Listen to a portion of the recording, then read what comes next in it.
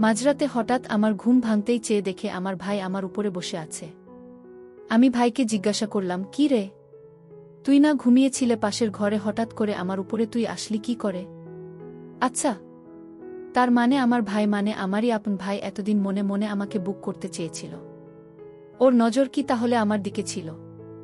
বন্ধুরা, আজকের গল্পটা তোমাদের খুবই ভালো লাগবে, আর এই গল্পটার জন্য তোমরা আমাকে অনেকেই রিকোয়েস্ট করেছিলেন।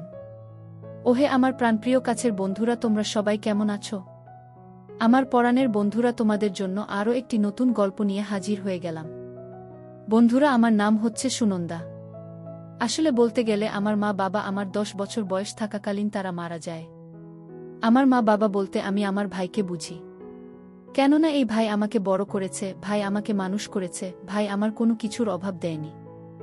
ভাই আমার সুখের জন্য বা আমাকে মানুষের মতো মানুষ করার জন্য এখনও সে বিয়ে করে নাই। এক কথায় আমাকে সে অনেক বেশি ভালোবাসে, সত্যি অনেক বেশি ভালোবাসে। আসলে তোমাদেরকে কি করে বলি বন্ধুরা, আমার যে মা পৃথিবীতে বেঁচে নেই এটা আমার কখনই মনে হয় না। তাছাড়া আমার যে বাবাও বেঁচে নেই এটাও আমার কখনো মনে হয় না। বড় ভাই আমাকে এত আদর যত্ন করে মানুষ করেছে। তো আমরা আসলে ঢাকা শহরের সাভারে থাকি। আমার ভাই, আমি যতটুকু জানি, সে গার্মেন্টসে চাকরি করে, গার্মেন্টসের সুপারভাইজার। মোটামুটি ভালো একটা পোস্টে, আগে অপারেটর পোস্টে ছিল, এখন সে গার্মেন্টসের সুপারভাইজার হিসেবে সে চাকরি করে। মোটামুটি বলতে গেলে ভালো টাকা পয়সা ইনকাম করে। তো আমরা আসলে এক বাসাতেই থাকি, ভাই বোন পরিচয় দিয়েই আমরা একসঙ্গে থাকি। তো বন্ধুরা, আসলে ঢাকা শহরে বাসা ভাড়া পাওয়া খুবই কষ্টের একটা ব্যাপার। আসলে আপনি যদি বলেন যে আপনি স্বামী স্ত্রী, তাহলে বাসা দেখবেন আপনার জন্য অভাব নেই। কিন্তু আপনি যদি ব্যাচেলর বাসা ভাড়া নিতে চান, তখন দেখবেন আপনি কিন্তু বাসা খুঁজে পাচ্ছেন না। অথবা আমরা যে ভাই বোন পরিচয় দিলেও কিন্তু আমরা বাসা খুঁজে পাই না। অনেক বাসা দেখেছি, তো শেষমেশ একটা বাসা পেয়েছি। এই বাসাতেই আমাদের থাকা খাওয়া সবকিছু, ভিতরের সবকিছু অ্যাডজাস্ট। রুমের ভাড়া হচ্ছে প্রায় 7,000 টাকা, আর একটি মাত্র বেডরুম। তো বন্ধুরা, আসলে আমার ভাইয়ের মন মাইন্ড একটু অন্যরকম। সে আসলে কখনোই আমার দিকে ওইভাবে তাকায় না। ভাইয়া বাজার টাজার করে আনে, আমি রান্না বান্না করি, সবকিছু আমিই করি। আর আমার রান্না ভাইয়ার কাছে অনেক বেশি ভাল লাগে, যা একেবারেই অতুলনীয়। ভাইয়া তো মাঝে মাঝে বলে, তুই যেদিন আমাকে ছেড়ে পরের ঘরে বিয়ে করে চলে যাবি, তখন আমি এত মজার মজার খাবো কি করে? আমিও ভাইয়াকে বলি, আমি তোমাকে ভাবি না এনে দিয়ে কোথাও যাচ্ছি না। আগে তোমাকে ভাবি এনে দিব, আর তারপরেই আমি যাব। তার আগে আমি কোথাও যাচ্ছি না। আসলে বন্ধুরা, তোমাদের কি আর কি বলবো। একদিন হঠাৎ করে আমার ভাইয়া মাঝরাতে আসলা। ভাইয়া সবসময় নেশা পানি করে না, কিন্তু ওই দেখা যায় বন্ধু বান্ধবের সঙ্গে চলাফেরা করতে গেলে তখন একটু একটু তো এরকম খেতে হয়, তাই না? তো একদিন ভাইয়া রাত 12টায় কোথা থেকে যেন আসলো, একটু মাতাল অবস্থায়। তো আমি ভাইয়াকে বললাম, ভাইয়া তুই নিচে শুবি নাকি উপরে শুবি? ভাইয়া বলল, না আমি নিচে শুই, তুই উপরে শো। তো আমি আর কোনো কিছু না বলে আমি ঘুমিয়ে পড়লাম। এরপর আমি দেখতে পেলাম যে মাঝরাতে হঠাৎ করে আমার ঘুমটা ভেঙে গেল। ঘুম ভেঙে দেখি আমার আপন ভাই মাঝরাতে আমার উপরে।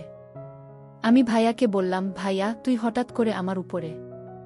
ভাইয়া বলছে, ওহ, তোর উপরে চলে এসেছি। না রে, আমি তো তুমি টের পাইনি, একদমই বুঝতে পারিনি, তুই কোনো কিছু মনে করিস না। তো আমি ভাইয়াকে বললাম, না। আসলে বন্ধুরা, ভাইয়া তখনও আমার সঙ্গে খুবই ভালো একটা অবস্থানে ছিল। আসলে গ্রামের বাড়িতে তেমন কোনো আত্মীয় স্বজন নেই।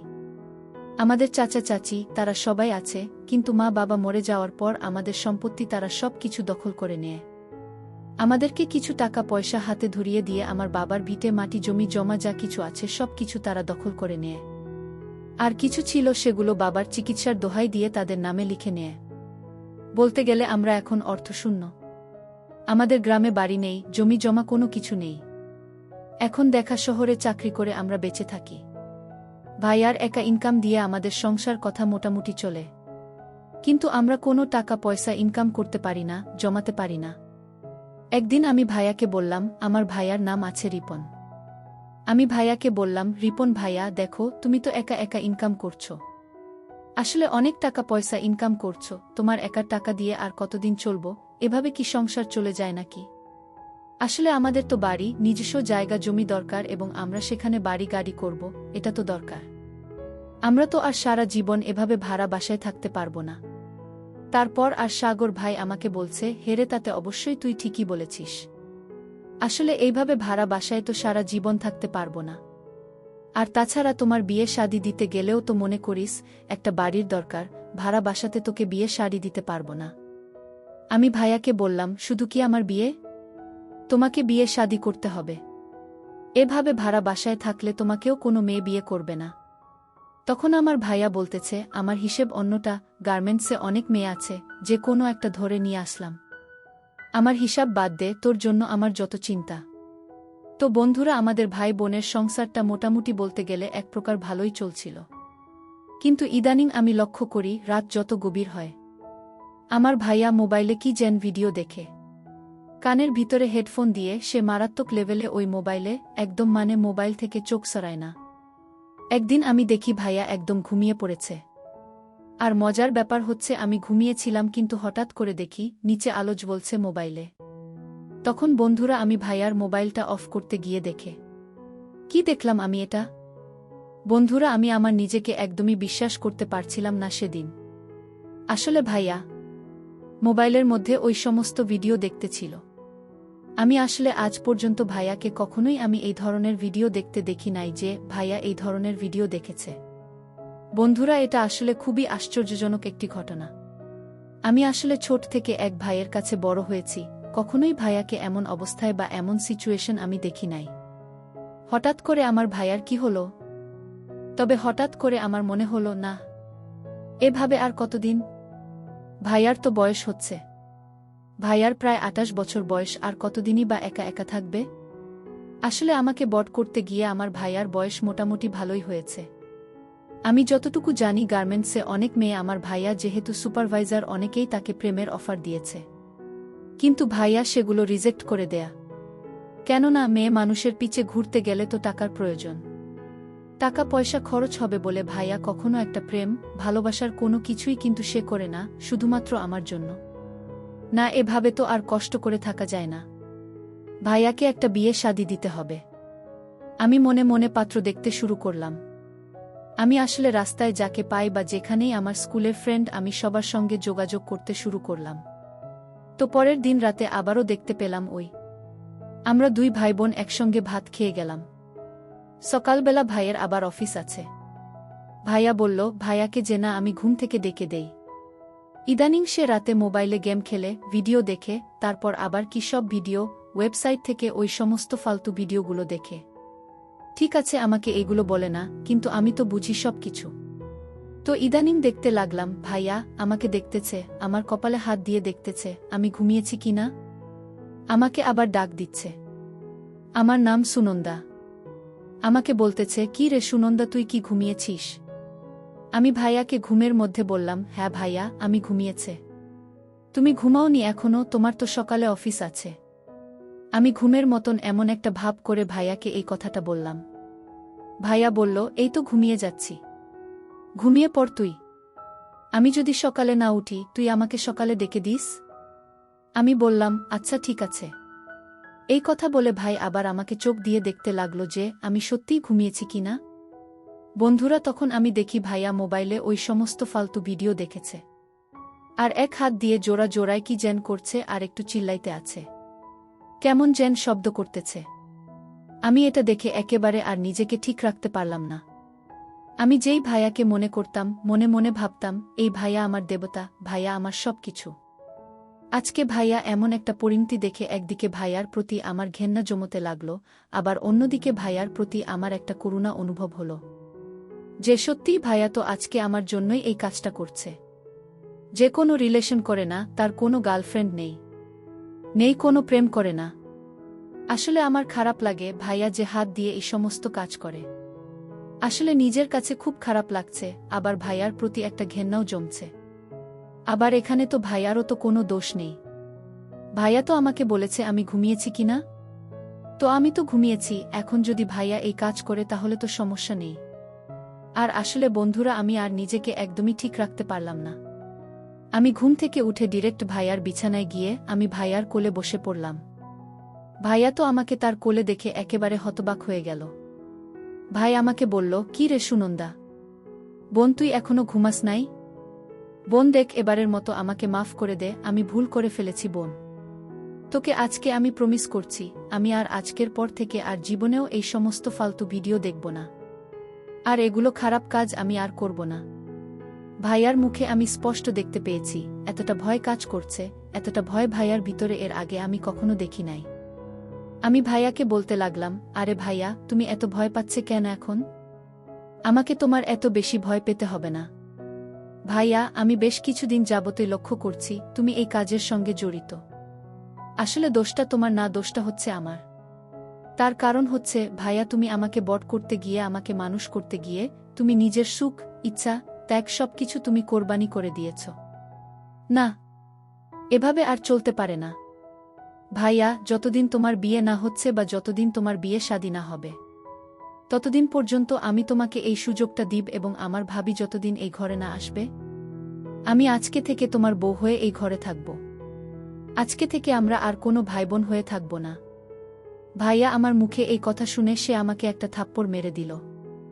আমি আসলে কখনো ভাইয়ের কাছ থেকে এমনটা আশা করিনি, যে ভাইয়া আমাকে মানুষ করতে গিয়ে আমাকে কোনো একটা ফুলের টুকাও আমার গায়ে ছুঁড়ে দেয় নাই, সেই ভাইয়া আজকে আমাকে এইভাবে আমার গালে একটা থাপ্পড় মেরে দিল।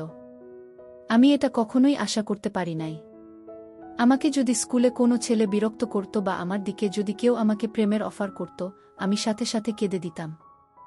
সেই ভাইয়া গিয়ে ওই ছেলেটাকে মেরে একেবারে তক্তা বানিয়ে দিত। সেই ভাইয়া কিনা আজকে আমাকে এইটুকু সামান্যর জন্য আমাকে এভাবে থাপ্পড় মারল। বন্ধুরা, আমি আসলে বিষয়টা একেবারেই নিতে পারি নাই। তারপর ভাইয়া আমাকে বলতেছে, দেখ সুনন্দা, আমি এই কাজটা করতে পারে? তুই আমার বোন, ঠিক আছে, আমার একমাত্র আপন বলতে তুই আছিস না, তোর সঙ্গে এই কাজটা আমি জীবনেও করতে পারবো না। আর তুই এই কথাটা আমাকে কি বললি? এই জন্যই আমি তোকে একটা থাপ্পড় মেরে দিলাম, ঠিক আছে? এরপরে যদি তোর ন্যূনতম যদি শিক্ষা বা জ্ঞান যদি তোর থেকে থাকে, তাহলে আজকের পর থেকে তুই আর কখনো আমাকে এই ধরনের কোনো কথা বলবি না। তখন আমি ভাইয়াকে বললাম, ও আচ্ছা, তাই না? বন্ধুরা, ভিডিও মাঝখানে একটা কথা বলতে চাই। আমি তোমাদের আনন্দ দেওয়ার জন্য খুব কষ্ট করে ভিডিও বানাই, তাই তোমাদের কাছে অনুরোধ থাকবে অবশ্যই এই ভিডিওটি দেখে একটি লাইক করবে এবং আমার চ্যানেলটি সাবস্ক্রাইব করে পাশে থাকবে। তুমি যে প্রতিদিন এই যে আমি ঘুমিয়ে যাওয়ার পর মোবাইলে এই সমস্ত ফালতু ভিডিও দেখো, তখন বুঝি অন্যায় কাজ করো না। তারপরে তোমার তো এখন বিয়ের বয়স পার হয়ে যাচ্ছে, তোমার তো এতদিনে আমার মতো একটা ছেলে মেয়ে থাকার কথা। তুমি প্রতিদিন রাতে এ হাত দিয়ে এই সমস্ত কাজ করে ভাইয়া, তুমি তো একেবারেই নষ্ট করে দিচ্ছ। না, আমি তোমার এই অন্যায় কাজ আর মেনে নিতে পারবো না। আমি তোমার এই কাজ আর কখনোই মেনে নিতে পারবো না। দেখো ভাইয়া, আজকে আমার দেহে প্রাণ থাকুক বা না থাকুক, আজকে তোমাকে আমার সঙ্গে এই কাজটা করতে হবে। আমি তোমাকে শান্তি দিব, আর আজকের থেকে আমরা স্বামী স্ত্রী হিসাবে এই ঘরে থাকব। আমরা রুমে কি করব না করব, এটা একান্তই আমার ব্যক্তিগত জিনিস। এটা বাইরের মানুষ কোনো ভাবে জানবে না। দেখো ভাইয়া, এই যে আমরা এই ঢাকা শহরে থাকি, এখানে কি আমাদের মামা, চাচা, আত্মীয় স্বজন কেউ আছে? কেউ তো নেই। আরে আমাদের তো কেউ চিনে না। তুমি আর আমি যদি একসঙ্গে ওই কাজগুলো করি, আমাদের তো কেউ বুঝতেই পারবে না। দেখো ভাইয়া, তোমারও বিয়ে শাদী সঠিক সময়ে হবে না, আর আমারও হবে না, কারণ আমাদের হাতে টাকা নাই, আসলে নাই আমাদের নিজেদের বাড়ি। আমাদেরকে কে বিয়ে করবে? দেখো ভাইয়া, আমাদের বিয়ে শাদী হোক বা না হোক, আজকে থেকে আমি আমার মনকে বলে দিলাম, তুমি আমার হাজব্যান্ড, আমি তোমার স্ত্রী। এর চাইতে বড় কিছু আমি আর পৃথিবীতে বলতে পারি না। তো বন্ধুরা, আমরা মনে মনে সিদ্ধান্ত নিলাম এটা।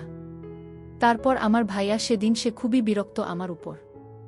সে এক প্রকার রাগ করেছে, জেদ, তার খুবই জেদ। আসলে সে আমাকে কোলে পিঠে করে মানুষ করেছে, কিন্তু সে আমাকে কখনো এই নজরে দেখে নাই। কিন্তু বন্ধুরা, আমি আমার ভাইয়াকে কখনো এই পুরুষের নজরে আমি দেখি নাই। কিন্তু আমার ভাইয়া দিনের পর দিন, রাতের পর রাত, সে তার নিজের জীবনটাকে নষ্ট করে দিচ্ছে। সে তো বিয়ে শাদী করলে কোনো কিছু করতে পারবে না। তার এই কষ্ট আমি আর মেনে নিতে পারি না। আমার খুব খারাপ লাগে। আসলে আমার ভাইয়া মা বাবা মারা যাবার পর আমার জন্য সে তার জীবনটা একেবারে নষ্ট করে দিয়েছে। আমি আর চুপ থাকতে পারলাম না। আমি বেঁচে থাকতে এই কাজ কখনো ভাইয়ের সঙ্গে হতে পারে না। বন্ধুরা, তারপরের দিন আমি ভাইয়াকে আবারও বুঝলাম, কিন্তু সে বোঝে না। ওই দিন রাত থেকে আমি আর ভাত খাওয়া একেবারে বন্ধ করে দিয়েছি। আমি সকাল দুপুর বেলার ভাত খাচ্ছি না। না, আমার সিদ্ধান্ত একেবারে অটুট। আমি একেবারেই খাওয়া দাওয়া বন্ধ করে দেব, যতক্ষণ না পর্যন্ত আমার ভাইয়া আমাকে মন থেকে মেনে নেবে, যতক্ষণ না পর্যন্ত আমার ভাইয়া আমাকে বলবে ঠিক আছে আজকে থেকে আমরা স্বামী স্ত্রী হয়ে আমরা এই কাজ করব, ততক্ষণ পর্যন্ত আমি একটা দানা পানিও খাব না। আর এই বলে আমি গত 2 দিন যাবৎ না খেতে খেতে একেবারেই অসুস্থ হয়ে পড়েছি। আমার ভাইয়া গার্মেন্টস থেকে এসে দেখে এই অবস্থা। সে আমাকে হাসপাতালে নিয়ে গেল এবং ডাক্তার বলল আসলে রোগীর অবস্থা খুবই খারাপ। তখন আমার ভাই আমাকে বলল, সুনন্দা, এত জেদ মানায় না বোন, তুই কেন এমন কাজ করছিস বলতো? দেখ, আমি এটা পারব না। আমিও ভাইয়াকে সোজা বলে দিয়েছি, তুমি যতক্ষণ রাজি না হবে আমিও তোমার বোন, সেই একই রক্ত আমার শরীরে আছে। আমিও একটা দানাও খাব না, দরকার পড়লে আমি মরে যাব। এই জীবন আমি রাখব না, কিন্তু বেঁচে থাকতে অন্তত তোমার এই কষ্টটা আমি মেনে নিতে পারব না। তখন আমার ভাই আমার জেদের কাছে সে হার মানল। সে আমাকে বলল, ঠিক আছে তুই চাস তো, ঠিক আছে আমি রাজি। তখন বন্ধুরা, আমরা বাসায় গিয়ে আসলে আজকে থেকে আমরা মনে মনে শপথ করে নিলাম যে আমরা স্বামী স্ত্রী, আমাদের বিয়ে শাদী লাগবে না। আমরা নিজেরাই একটা ছোট্ট সংসারে ঢাকা শহরের বুকে তৈরি করব। তারপর আমাদের সুখের সংসারে আর কোনো ঝামেলা থাকবে না। ভাইয়া চাকরি করে আর আমি রান্না বান্না করি, আর রাতে আমাদের এটা চলে। সেহেতু এখন আর কোনো বাধাগ্রস্ত কোনো কিছু নেই। এখন আমাদের একটা সুন্দর একটা সংসার চলছে। ও, আর একটা কথা তোমাদের বলে দিই, ভাই কিন্তু আমার নিজের আপন ভাই না, সে আমার সৎ ভাই, এই জন্য কিন্তু এটা সম্ভব হয়েছে। আর আপন ভাই হলে কিন্তু এটা কখনোই সম্ভব হতো না, কেননা আমার মা বাবা আসলে ছোটবেলায় মারা গিয়েছিল। তখন আসলে ছোটবেলা থেকে আমাকে কোলে পিঠে করে মানুষ করেছে, কিন্তু সে আমার সৎ ভাই হলেও আমার দিকে কখনোই ওই নজর দেয় নাই। এরকম একটা বিশ্বস্ত মানুষ সত্যিই খুবই প্রয়োজন। তো বন্ধুরা, তোমাদের লাইফে এরকম কার কার ঘটনা আছে? অবশ্যই তোমরা কমেন্ট করে আমাকে জানাতে পারো। আর আজকের গল্পটি তোমাদের কাছে কেমন লাগলো অবশ্যই আমাকে কমেন্ট করে তোমরা বলতে পারো। এই ধরনের যদি তোমরা আরও বেশি বেশি ভিডিও পেতে চাও তাহলে কি করতে হবে? এই চ্যানেলটিকে সাবস্ক্রাইব করে দিতে হবে বন্ধুরা, তাহলে আমি আরও উৎসাহ পাবো তোমাদেরকে এই ধরনের গল্প আরও বেশি বেশি নিয়ে আসতে পারবো। তোমরা যারা দেশ বিদেশ থেকে আজকের ভিডিওটি দেখছো সবাইকে অনেক বেশি ধন্যবাদ। আর সবাই ভালো থাকবে, সুস্থ থাকবে, সবার জন্য দোয়া রইল।